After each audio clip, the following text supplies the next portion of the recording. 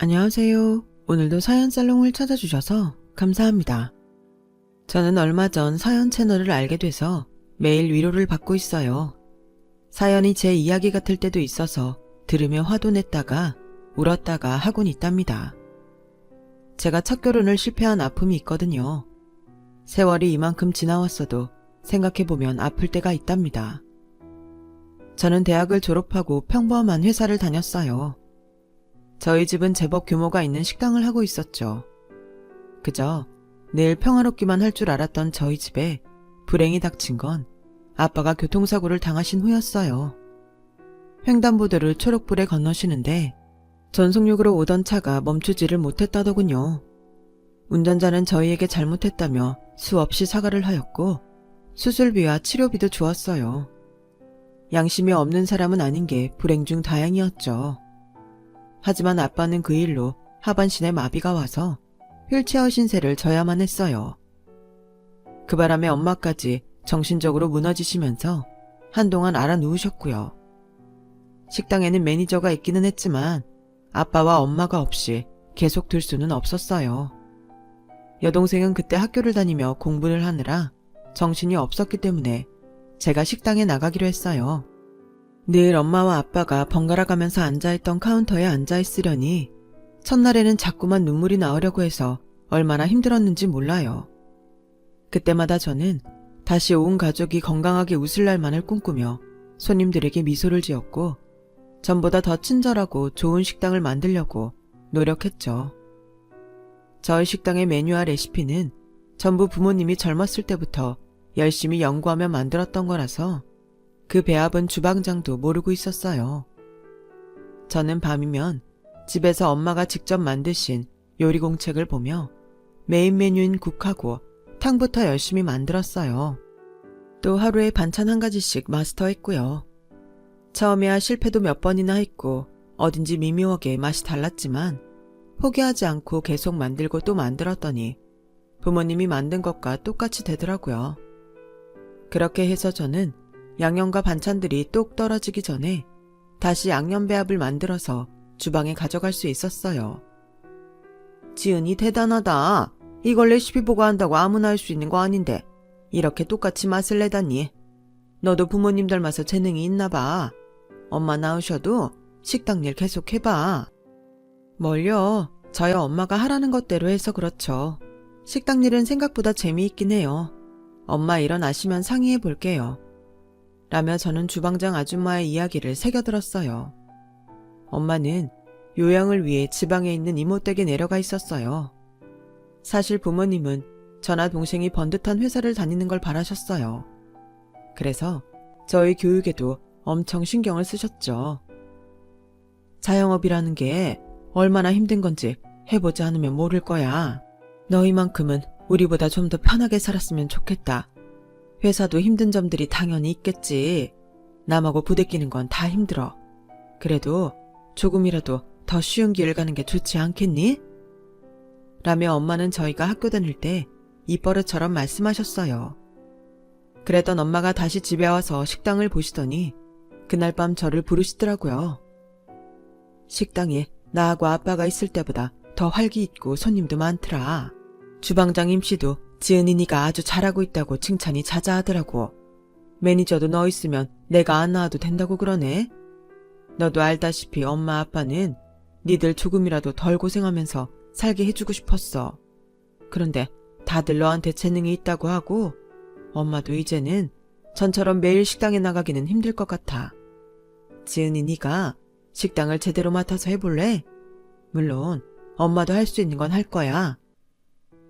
실은 내가 먼저 엄마한테 이야기하려고 했어. 나 식당 잘해보고 싶어.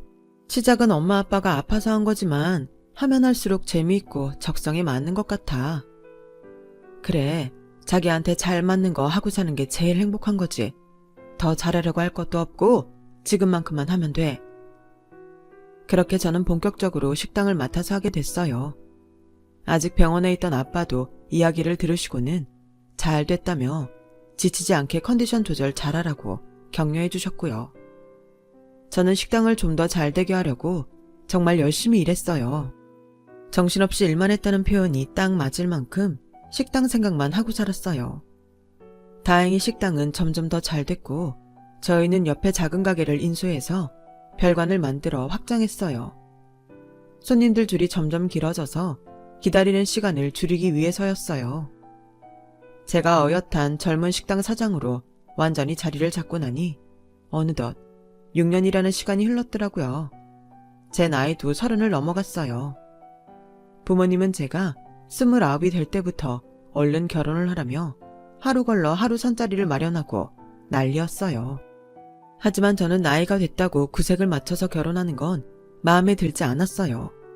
아마 정말 좋아하는 사람이 나타날 거라는 낭만적인 생각을 조금은 하고 있었던 것 같아요. 부모님 등살에 선을 수없이 봤지만 마음에 드는 사람도 없었고요. 그러는 사이에 동생한테 먼저 남자친구가 생겼고 두 사람이 결혼을 하게 되면서 제 결혼 이야기는 잠시 잊혀졌어요. 동생은 결혼 후 얼마 안 돼서 아이를 가졌고 엄마는 그런 동생 뒤치다꺼리를 하느라 정신이 없었죠. 동생이 예쁜 딸을 낳고 육아에 고군분투하는 사이 저는 30을 넘었고요. 네가 30이 넘으니 오히려 마음이 좀 누그러진다. 그냥 네가 좋다는 사람이 있을 때 결혼하면 되지. 그런 마음이 드네? 라며 엄마는 포기한 것처럼 말씀하셨어요. 저는 매주 보던 선자리에서 풀려나 자유를 찾았고요. 그러던 어느 날 회사 다닐 때 친구가 소개팅을 하라며 연락을 했어요. 지은이 너 나이 같은 거 별로 안 따진다고 했지? 사람만 괜찮으면 된다고. 내가 보니까 너랑 정말 잘 맞을 것 같더라고. 그 사람은 대학교 시간 강사였고 저보다 8살 많았어요. 나이가 좀 많은 게 걸리긴 했지만 친구 말대로 사람은 조용하고 성격도 온화한 것 같았어요. 그렇다고 꼭 좋다는 마음이 생긴 건 아니라서 몇 번 만나 식사나 하다가 조용히 관계를 끊으려고 했어요.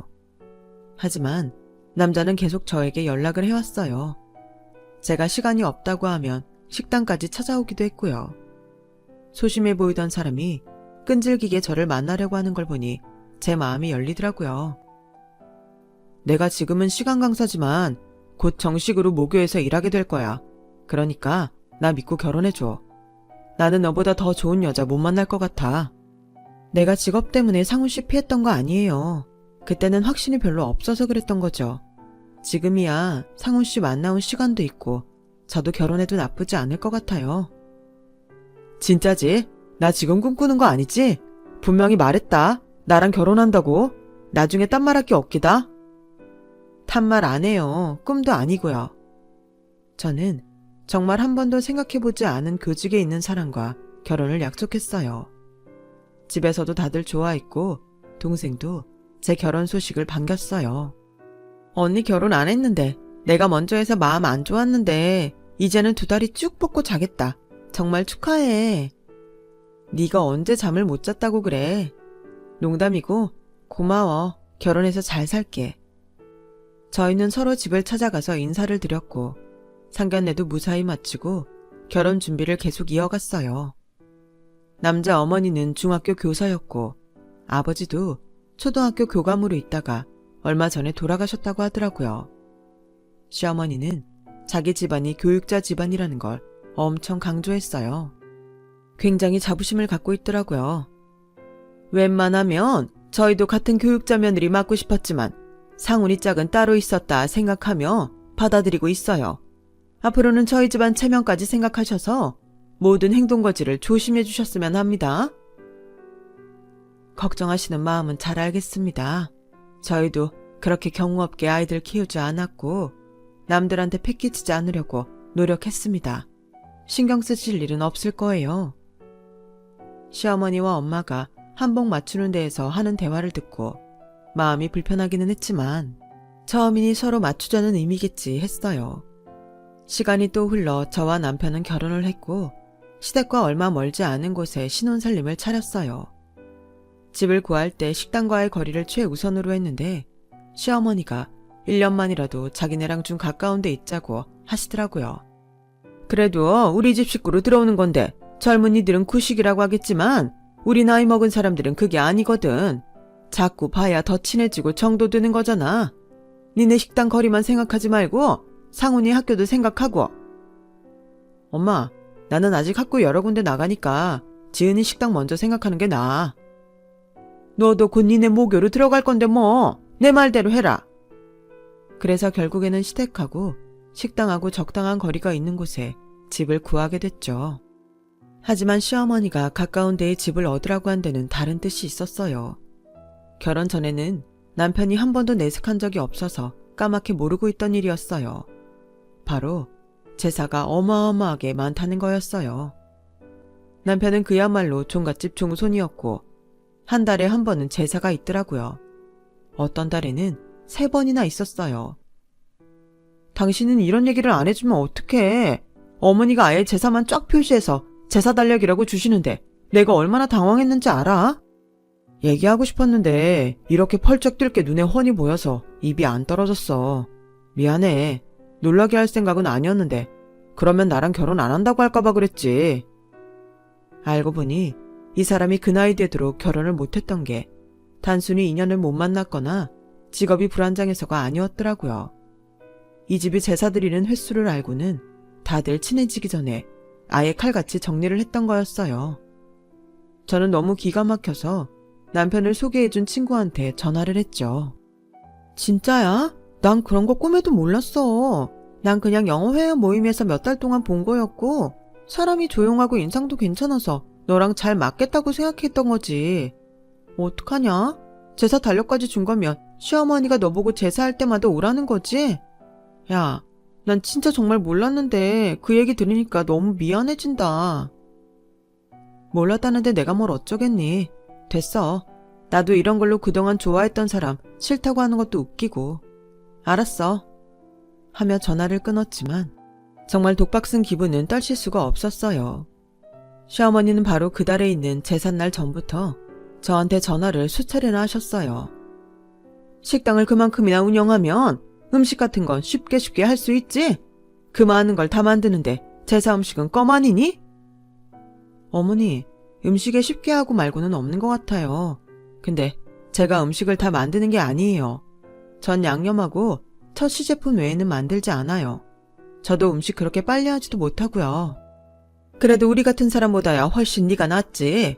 징징거리는 소리 하지 말고 내가 불러주는 거 사서 얼른 와. 라면 무조건 재료를 줄줄 읊어대더군요. 결혼 첫 제사부터 처음 온 새댁이 불평한다는 말은 듣기 싫더라고요. 저는 화를 꾹 눌러 참고 새벽 시장에 가서 장을 봐서 식당 일이 끝나고 시댁으로 갔어요. 넌 뭐하러 이걸 따로 장을 보니? 니네 식당 재료 시킬 때 오는 거에서 가져오면 되지. 어머니, 그건 식당에서 쓰는 거라 그렇게 안 돼요. 예산도 식당 수입에서 나오는 건데 제 마음대로 쓰겠다고 하면 어떤 직원들이 좋아하겠어요? 어차피 네 건데 뭘 그렇게 복잡하게 따지니? 너도 참 고지식하다. 그까지 동네 식당이 무슨 회사라도 되는 것처럼 말하는구나. 어머니 눈에는 그까지 동네 식당일지 몰라도 저희 식당 규모가 좀 돼서 제 마음대로 못해요. 그래봤자 식당이지 뭘 그래? 그게 우리 상훈이처럼 애들 가르치는 것도 아니고. 저는 화를 참느라 그날 음식을 어떻게 만들었는지 제사를 어떻게 지냈는지 하나도 생각이 나지 않더라고요. 너무 열이 받아서 새벽에 집에 오자마자 남편하고 한바탕 말다툼을 했죠.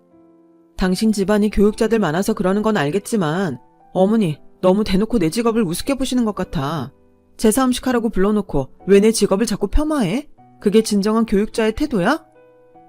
엄마가 워낙 교육자라는 거에 대해 자부심이 강하셔서 그런 면이 있어. 그렇다고 태도 어쩌고 하는 건 당신도 너무하는 거지. 당신이 그런 말 듣기 싫으면 먼저 그런 말을 하지 말아야 돼. 지금 그게 말이 된다고 생각해? 먼저 시작한 건 당신 어머니야. 당신 어머니라니 말 조심해. 이제 당신한테도 어머니잖아. 당신이 식당 일을 해서 그러는 게 아니라 당신이야말로 태도가 안 돼 있으니까 엄마가 그렇게 말씀하신다는 생각 안 해. 정말 적반하장도 유분수였죠. 저는 그날 당장 집에서 뛰쳐나가고 싶었어요. 엄마한테 안겨서 펑펑 울고 싶더라고요. 근데 그토록 제가 결혼하기를 바랐던 친정 식구들을 어떻게 실망시킬 수 있겠어요. 결혼하고 얼마 되지도 않았는데 말이죠. 저는 어쩌면 제가 이런 관습을 바꿀 수 있지 않을까 생각했고 시어머니한테 제사 음식을 며느리가 다 해야 되는 건 너무 예전 방식 같다고 조심스럽게 말씀드렸어요. 네가 지금 시집 온 지 얼마나 됐다고 그런 말을 하니? 내가 진짜 어이가 없어서? 아니, 조용히 하라는 대로 해도 이쁘게 봐줄까 말까인데 무슨 말 같지도 않은 소리를 하는지?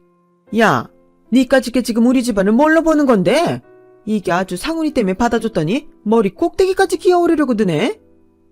라며 방방 뛰는데 너무 억지스럽고 말 같지 않으니 오히려 제가 할 말을 잃게 되더군요. 저는 이 집은 말로는 통하지 않는다는 걸 알게 됐어요. 제사는 잊혀지기도 전에 또 찾아오고 찾아오기를 반복했고 저는 점점 한계에 다다르고 있었어요. 식당 일로 너무 바빠서 제가 도우미 비용을 낼 테니 제발 사람 써서 음식을 준비하시라고 해도 통하지 않았어요. 한술 더 떠서 식당에 찾아와 손님들 있는 데서 네가 지금 집안 제사도 제쳐놓고 장사나 하겠다 이거냐? 니네 집안은 어떻게 생겨먹었길래 도리도 무시하고 돈이면 다야? 내가 아주 너 제사 빼먹으려고 핑계대는 거 지긋지긋해 죽겠다. 라며 호통을 쳐서 어쩔 수 없이 시어머니를 끌고 시댁으로 갔어요. 혹시라도 오늘 일이 부모님 귀에 들어가기라도 하면 속상해하실 것 같아서 매니저와 직원들한테 절대 이야기하지 말라고 신신당부하는 것도 잊지 않았죠. 그럼에도 남편은 번번이 자기 엄마 편만 들더라고요. 나는 당신이 이해심이 참 많은 사람이라고 생각했어. 그런데 어떻게 항상 집안을 시끄럽게 만들어? 이제 이 집 사람이니 우리 집안 제사가 당연히 중요한 거 아니야? 당신 참 말 잘한다. 결혼 전에는 이렇게 술술 말이 나오는 사람인 줄 몰랐네. 당신네가 그렇게 오르면 이해심 있는 여자한테 지금 한 말 다 하고 결혼하자고 하지 그랬어. 왜 날 속이고 결혼해? 속이다니. 말 조심해. 아우, 진짜 장사만 하던 사람이라 그런가? 왜 이렇게 말이 험한지 모르겠네. 그 무렵 저한테 남편을 소개시켜준 친구한테 연락이 왔었는데 남편이 38이 되도록 결혼 못했던 게 바로 이런 집안 분위기 때문이었다네요. 내가 너한테 제사 이야기 듣고 너무 놀라서 좀 알아봤었거든. 근데 그 집이 꽉 막힌 걸로 유명했나 보더라. 그 남자 어머니 친구들도 자기 딸은 그 집에 안 준다고 대놓고 말할 정도였대. 나 너무너무 미안하다. 좀 더 잘 알아봤어야 됐는데. 네가 고의로 그런 것도 아니고 이제 와서 뭘 어쩌겠어. 매일 이혼하고 싶은 마음이 굴뚝 같았지만 어떻게든 참고 살아보려고 했죠. 어쩌다가 TV에 제사 줄줄이 지내는 시댁 이야기가 나와도 21세기에 그런 집이 진짜 있을까 하고 믿지 않았는데 그게 바로 제 현실이 될 줄 누가 알았겠어요. 그러면서 또 바라는 건 많더라고요. 니네 식당 분점 낸다며? 그건 누가 할지 안 정했으면 우리 사기네가 하면 딱 좋을 것 같다. 우리 양서방이 교사가 너무 힘들다고 관뒀거든. 근데 언제까지 놀고만 있을 수도 없고 이제 기운도 차렸으니 일을 할 수 있지 싶네. 저는 알겠다고 했어요. 사실 얕은 계산을 속으로 좀 했죠. 아가씨한테 식당을 차려주면 저희 집 무시하는 소리도 덜하고 제사 때도 저만 불러서 일 시키는 건 그만하지 않을까 싶어서요. 하지만 그건 저의 완벽한 착각이었어요. 니네는 뭐 그렇게 복잡하게 양념도 본점에서 주는 것만 쓰라 하고 메뉴 하나도 마음대로 못하게 하니? 상희가 코다리찜 하고 싶댔는데 네가 안 된다고 했다며? 너 시댁 아가씨가 네 밑에 직원 같니? 코다리찜은 거기 주변에 전문점이 있어요. 저희는 국하고 탕이 주력이고요. 이런 거 저런 거 다 하면 오히려 식당 퀄리티가 떨어져 보여요. 분점이 본점하고 같지 않으면 무슨 의미가 있겠어요. 잔말 말고 코다리찜 넣어라. 그냥 하라면 해. 어머니, 그 식당은 저희 거고요. 어머니가 경영에 참견하실 일 아니에요. 자꾸 이러시면 가게 다른 사람한테 넘기는 거 알아볼 거예요. 서방님도 교직 다시 알아보시라고 하세요. 제가 물러서지 않자 시어머니는 더는 말 못하더군요. 그렇게 세게 나갈 수 있었던 건 아가씨 남편이 교직이 힘들어서 그만둔 게 아니라 학부모한테 금품을 받고 잘렸다는 걸 알고 있었기 때문이었어요. 저를 부려먹을 때는 그렇게 자기 집안 사람이라고 강조하면서 그런 일이 생기는 건 다들 약속이라도 한 것처럼 입을 딱 다물고 저한테만 한마디 말을 안 했더라고요. 저는 그 얘기를 소개팅 해줬던 친구한테 들었고요. 그 친구는 미안해서 그런지 계속 저한테 이런저런 소식을 알려줬어요. 그러다가 결혼 1년 좀 지나서 아버지가 돌아가셨어요. 다리를 못 쓰셔서 휠체어를 타셔야 되는 것 말고는 크게 아픈 데가 없었는데 갑자기 심근경색으로 쓰러지신 거예요. 저는 결혼해서 잘 사는 모습도 제대로 못 보여드린 것 같아서 펑펑 울었어요. 빈소를 마련하고 친척들과 주변 사람들에게 알리느라 정신이 없는데 시어머니가 전화를 해서 이러는 거였어요. 내일 모레니 증조모님 제사인 거 알고 있지? 지난번 육적은 너무 뻣뻣하더라. 이번에는 고기 좀 좋은 거 사와라. 어머니, 저희 아버지 돌아가셨어요. 친정 아버지가 세상을 떠나서 장례 지내야 된다고요. 누가 뭐래니? 그건 니네 친정 식구들 보고 하라고 해. 넌 우리 장씨 집안 사람이야. 하늘이 두 쪽 나도 나도 제사는 모셔야 되니까 잔말 말고 내일 장 먼저 봐서 집에 갖다 놔. 진짜 미쳤어요? 저는 너무 화가 나서 휴대폰에 대고 소리를 질렀고 그걸 들은 동생 부부가 놀라서 제 등을 토닥이며 진정시키려 애를 썼어요. 저형, 이런 말씀 정말 안 드리려고 했는데 그 집 진짜 너무하네요. 형님도 아직 얼굴도 안 내미시고 너무 자기 집안만 챙기시잖아요. 매부가 분노하며 저를 안타깝게 보더군요. 남편은 정교수 임용이 되어야 한다고 모교에 학과장을 만들 준비에 정신이 팔려 있었어요. 시어머니는 곧 다시 전화를 하더니 장례식장에서 망신당하기 싫으면 당장 잘못했다고 빌라는 거였어요. 저는 그 말을 듣는 순간 결심을 굳혔어요. 어디 망신 주고 싶으면 한번 해보세요. 누가 망신당하나 내기하실래요? 장사치 쌍스럽다 말만 들었지? 이럴 줄은 나도 몰랐는데. 그래, 어디 해보자. 전화를 끄는 저는 아버지 영정사진 앞에 앉아서 속으로 빌었어요. 아버지, 정말 죄송해요. 아버지 편히 보내드리고 해결하려고 했는데 이제 더는 못 참겠어요. 이렇게 할 수밖에 없는 저를 용서하세요. 그러고는 집으로 가서 그동안 준비했던 것들을 챙겼어요. 장례식에 오니 남편이 와서 동생과 매부 옆에서 멀뚱거리고 있더군요. 남편은 제가 자기 옆에 가지 않으니까 눈치를 보다가 제가 있는 곳으로 왔어요. 어디 갔다 왔어? 나 빨리 다시 가봐야 되는데 당신 없어서 붙잡혀 있을 뻔했잖아. 근데 이 서류 봉투들은 다 뭐야? 잠깐만 있어봐. 다시는 못 오게 해줄 테니까. 남편이 제가 하는 말을 못 알아듣고 무슨 소리냐고 묻는데 시어머니가 신발을 신은 채 빈소 안으로 저벅저벅 오더군요. 사람들은 그 모습을 보고 다 경악하는 얼굴로 시어머니를 쳐다봤어요. 네가 그랬지? 누가 망신당하나 보자고. 봐라, 이거 네가 자초한 거야? 내가 여기서 뭐라고 하는 거 눈 하나 깜빡할 것 같아? 니네 집안 같은 족속들이 뭐라고 하는 거에 쫄기라도 할까봐? 어림없어. 앉아보세요. 저는 냉정하게 말하고 있었지만 엄마가 오셔서 이 꼴을 보기 전에 얼른 끝내고 싶어 조바심이 났어요. 저는 갖고 있던 서류 봉투를 하나씩 꺼내며 조곤조곤 말했어요. 이건 이혼 서류고요. 이건 아가씨가 하는 분점 해약 통지서예요. 여기 이건 그동안 아가씨가 재료비 빼돌리고 장부 조작한 자료고요. 여기에는 어머니가 집안 제사 장부라고 했던 거 영수증이랑 내용 증명이에요. 이 돈 다 주셔야 해요. 전 이제 그 집 사람 안 할 거니까요. 만약 이거 하나라도 동의 안 하시면 저 이거랑 오늘 여기서 있었던 일까지 이 사람 모교 학과장한테 가서 전부 다 얘기할 테니까 그런 줄 아세요. 그것뿐 아니에요. 저 이거 그 학교 학생들 보는 게시판에도 다 올릴 거고 이 사람이 강의 나가는 학교에도 다 알릴 거니까 그렇게 아세요. 제부, 이 할머니 신발 신고 올라온 거 사진 찍었죠? 네, 제가 다 찍었어요. 걱정 마세요. 그제야 남편과 시어머니는 얼굴이 파랗게 돼서 어쩔 줄 몰라 하더군요.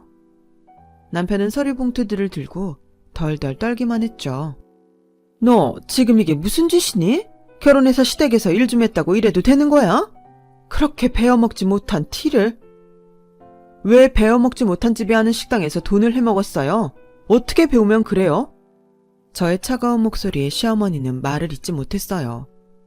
당신 그래도 이런 걸 이성적으로 해결해야지. 이건 너무하잖아. 그것도 장인어른 장례식에서 이러면 돼? 언제부터 장례식 챙겼어? 늦게 와서 아무것도 안 하고 얼른 내뺄 궁리만 했으면서. 당신 학교에는 당신이 이런 사람인 거 알아? 저기요, 이 사람이 땡땡 대학이랑 땡땡 대학에 강사로 나가거든요? 거기 아는 사람 있으면 알려주실래요? 자기 장인어른 돌아가셨는데 한 번 얼굴도 안 보이다가 잠깐 와서는 취직 자리 때문에 얼른 가야 된다고 했다고요. 제가 큰 소리로 말하자 사람들은 웅성거렸고 어머니와 남편은 얼굴을 가리느라 정신 없었어요. 너 아무튼 나중에 집에서 보자. 아니요. 거기서 볼 일 없으니까 여기서 다 듣고 가세요.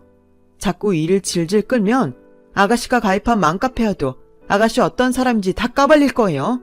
여기 이 장부까지 다 올려서요. 다들 앞으로 얼굴 들고 살고 싶으면 알아서 조용히 나가세요. 사람들은 시어머니 보고 구두를 신고 빈소에 올라오는 사람이 어딨냐고, 어디서 배워먹은 교양이냐, 그러고도 학생들을 가르쳤냐며 혀를 차고 손가락질을 했어요. 결국 시어머니와 남편은 꽁무니가 빠져라 장례식장에서 도망을 쳤고, 장례 절차가 모두 끝난 후 저는 정식으로 이혼 소송을 제기했어요.